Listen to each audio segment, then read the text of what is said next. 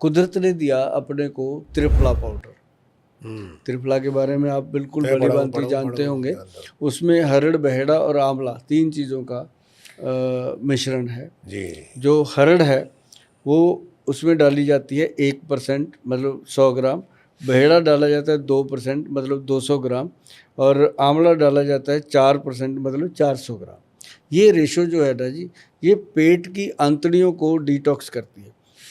जैसे इसका आधा 1 चम्मच शाम को मैंने बोला है कि 5 बजे के बाद जो पुरुष लोग हैं उसको खाएं।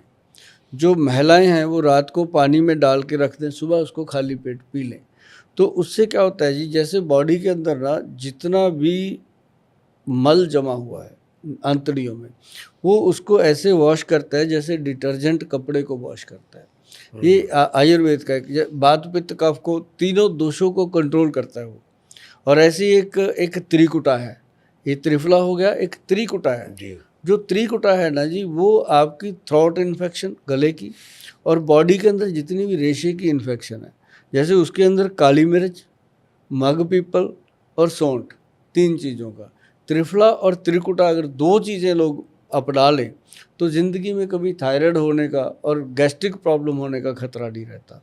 और ये अपने आप में देखो आयुर्वेद की क्या अद्भुत चीज़ें अपने बुजुर्गों ने घर में रखी हुई थी, मसालेदानी में रखी होती थी। आजकल लोगों ने मसालेदानी को निकाल के उसकी जगह को चाट मसाले भर दिए और चटनियाँ बनाते थे पहले धनिया पुदीने की, है ना। थायराइड होता ही नहीं था, धनिया की चटनी खाते थे। अब थायराइड हर एक को हो रहा है, क्यों? क्योंकि उसने अब सॉस डाल दिया ले आके किचन में, तो साथ में आपने फ्रिज डाल दिया, फ्रिज के अंदर हर वक्त ठंडा पानी, चिल पानी पीते हैं, और फिर उसके अंदर बासी आटा रख देते हैं, उसी की रोटी बना के। मतलब अब बीमारियां तो लोग खुद अपने घर में मशीन लगा रखी है बीमारियों की, फिर बीमारी। बिल्कुल सही आप कह रहे हैं, क्योंकि मुझे याद है जब छोटा था, हमारे जो मामा थे वो मर्तबान कहते हैं ना, वो ग्लास जार, उसमें आंवला रखते थे, वो आंवले, हाँ, मुरब्बा उसका, हाँ, सेब का, और वो सेब जैसा गोल गोल होता था, हाँ, बड़ा वाला, हाँ, और वो रोज खाते थे वो। हाँ।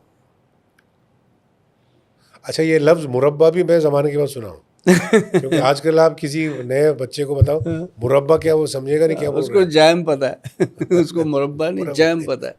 वो अब देखो, पेट के लिए सबसे बढ़िया है जी बेल का मुरब्बा, जो बेल फ्रूट होता है उसका मुरब्बा, और सेब का मुरब्बा जो ब्रेन के लिए और हार्ट के लिए अच्छा है। मतलब लोगों ने इन चीज़ों को अब फार्मिंग कर दिया, अब ये कोल्ड स्टोर की चीज़ें रह गई। अब जैसे आम है, आम की सब्ज़ी कितनी बढ़िया बनती थी, अभी भी बनाते हैं जो लोग बनाते हैं, आम को बॉयल करके उसकी सब्ज़ी बनती है। तो ऐसी चीज़ें अगर खाते हैं, अब मैंने बताया अभी बातों बातों के अंदर कि धनिए की चटनी जो है ना जी, ये गले की सबसे बेस्ट, मतलब थायराइड ग्लैंड को ये सबसे खुश रखती है, कभी कुछ होता ही नहीं है। अभी पीछे अनूप जलोटा जी बैठे थे मेरे साथ, मैं कहा सर आप जो इतना सारा दिन सुर लगाते हैं, गाते हैं, आप क्या करते हो गले के लिए?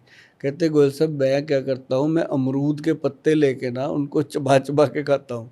मैं कहा जी फिर? कहते मेरा गला बिल्कुल ठीक हो जाता है।